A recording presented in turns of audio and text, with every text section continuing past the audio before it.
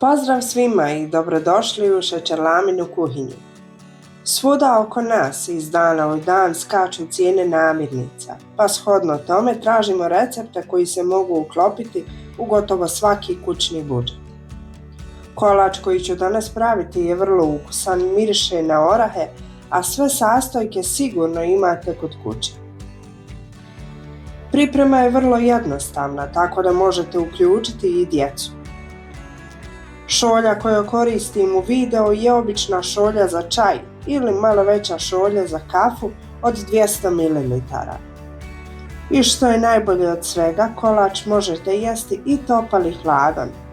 Mada je meni najljepši idući dan kada se svi okusi fino spoje. Pa krenimo sa pripremom lažne baklave.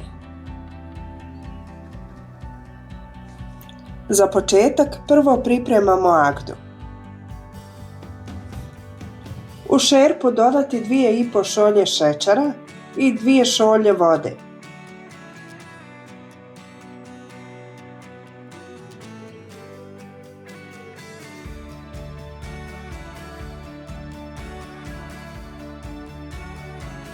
Kratko izmiješati pa agdu staviti da se kuha.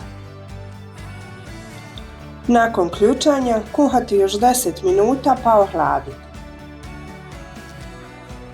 Za baklavu će nam biti potrebna 1 šolja šećera. U zdjelu ćemo dodati i 4 jaja.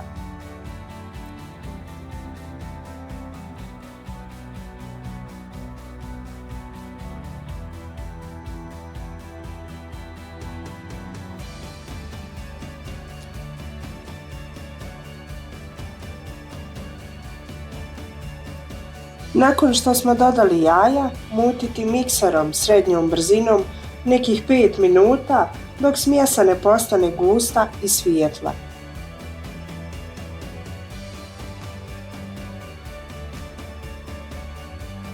U smjesu dodati 1 šolju mlijeka pa kratko izmiješati.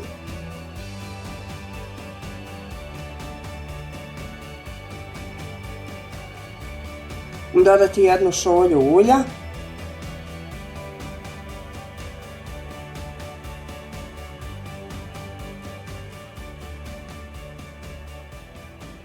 I 1 šolju mljevenih oraha pa sve fino izmiješati.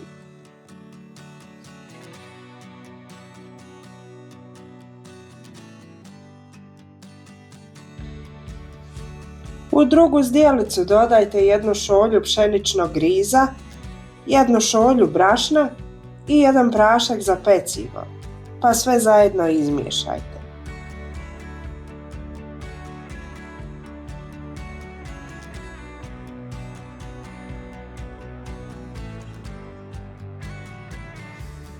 Mješavinu brašna i griza dodati u smjesu pa sve izjednačiti.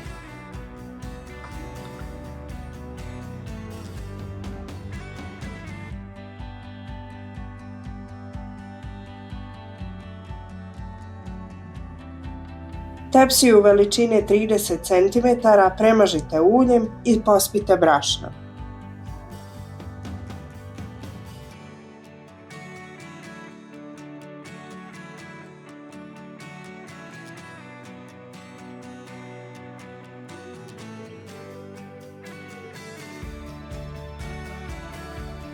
Smjesu izlijte u tepsiju pa pecite u zagrijanoj rerni nekih 40 do 45 minuta na 180 stepeni.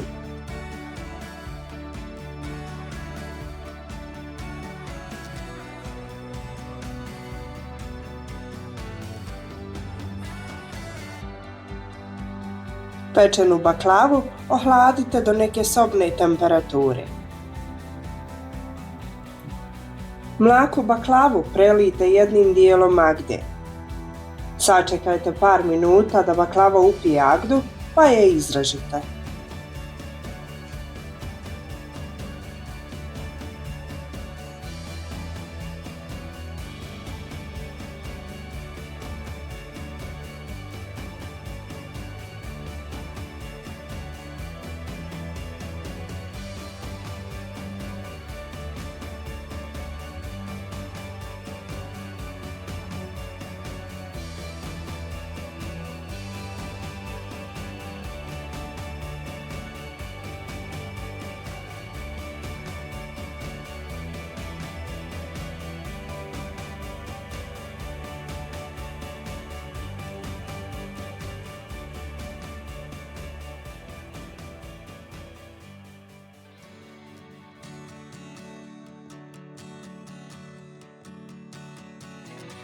Izrezanu baklavu prelijte ostatkom magde pa ostavite da se u potpunosti ohladi.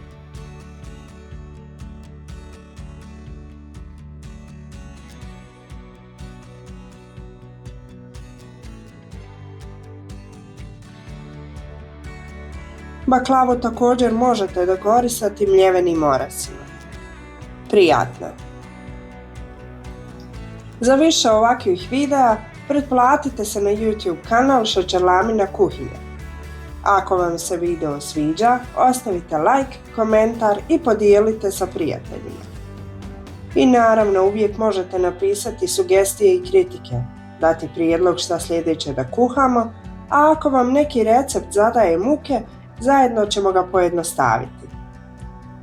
Hvala na gledanju i veliki pozdrav do idućeg videa.